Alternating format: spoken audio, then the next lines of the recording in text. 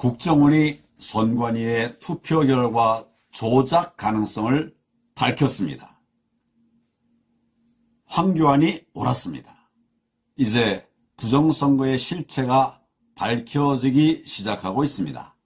선관위, 국정원, 한국인터넷진흥원이 합동보안점검팀을 구성해서 보안점검을 실시한 결과가 오늘 발표가 됐습니다. 한마디로 요약하면 현재 선관위 시스템으로는 선거 조작이 가능하다 하는 것입니다. 그 내용을 말씀드리겠습니다. 첫째, 통합 선거인 명부 시스템을 해킹해서 선거인 명부 내용을 변경할 수 있다. 사전 투표한 인원을 투표하지 않은 사람으로 표시할 수 있다. 사전 투표하지 않은 인원을 투표한 사람으로 표시할 수도 있다. 유령 유권자를 정상적인 유권자로 등록할 수 있다. 이게 말이 됩니까? 4.15 총선에서도 실제로 이런 사례들이 다수 발견된 바가 있습니다. 투표하러 갔더니 이미 다른 사람이 투표했더라. 또 실제 확인한 투표인 숫자보다 선관위 발표 숫자가 훨씬 더 많더라 하는 이런 말들 들리지 않았습니까? 134세 할머니 등 돌아가신 것으로 볼 수밖에 없는 분들이 선거인 명부에 기재되어 있었습니다. 둘째, 전체 유권자 정보가 저장된 통합선거인 명부 시스템에 대한 정보를 탈취할 수 있다.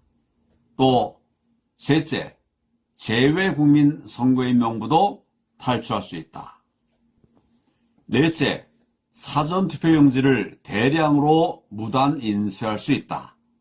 외부 비인가 USB 등을 연결해서 내부 선거망으로 침투할 수 있다. 무단 인쇄된 투표용지의 QR코드는 실제 사전투표용지와 똑같다. 이렇게 하지 못하도록 하려고 그동안 사전투표하지 말라고 했던 것입니다. 투표관리관 도장을 개인 도장으로 찍게 되어 있는데 선관위는 그것을 어겼습니다. 투표관리관 도장을 일괄 제작해서 사용하게 하고 회수해버렸습니다. 부정선거를 준비한 거죠. 그래서 말씀드렸던 것입니다. 다섯째, 개표 결과를 조작할 수 있다. 개표 시스템에 접근해서 득표수를 바꿀 수 있다. 이는 외부 비인가 USB를 무단 연결할 수 있게 되어 있기 때문이다. 그래서 그동안의 선거 과정에서 투표인 숫자를 계수한 여러 곳에서 선거인 발표 숫자는 그보다 더 많았습니다.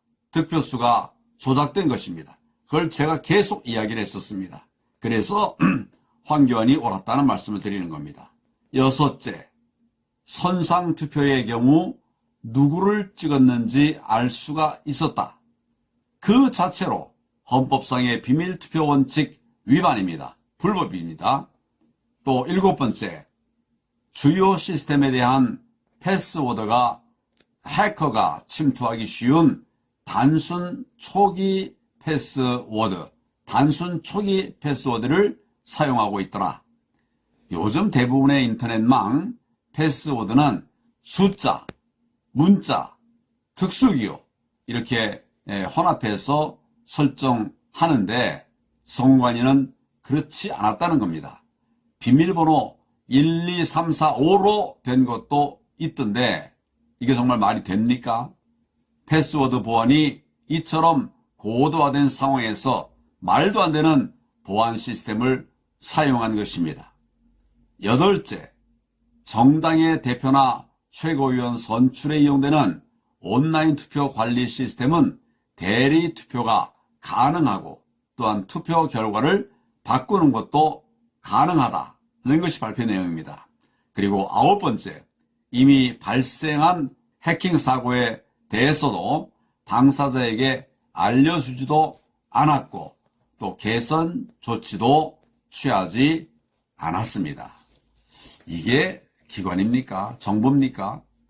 국민 여러분, 이게 무슨 국가기관이며 헌법기관입니까?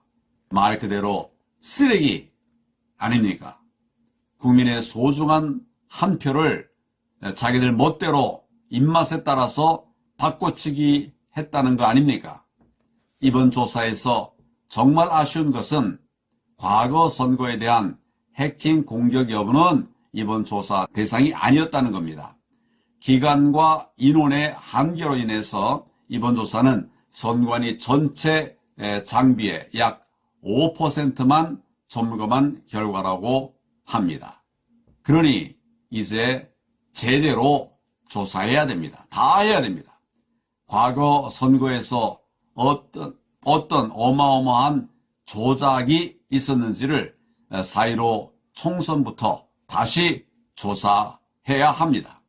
검찰은 선관위원회의 부정선거에 대해서 검찰에 명운을 걸고 총력 수사하십시오. 수사하면 다 나옵니다.